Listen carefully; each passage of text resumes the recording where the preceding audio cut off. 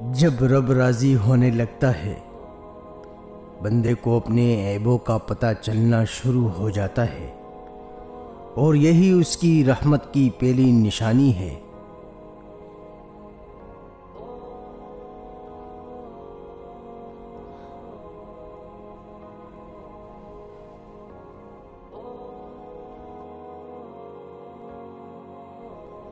वक़्त सबको मिलता है जिंदगी बदलने के लिए, जिंदगी नहीं मिलती वक़्त बदलने के लिए।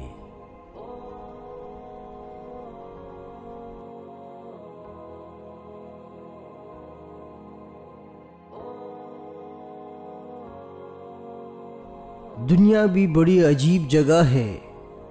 जब चलना नहीं सीखा था तो कोई गिरने नहीं देता था, और जब से चलना सीखा है तो कदम कदम पर लोग गिराना चाहते हैं।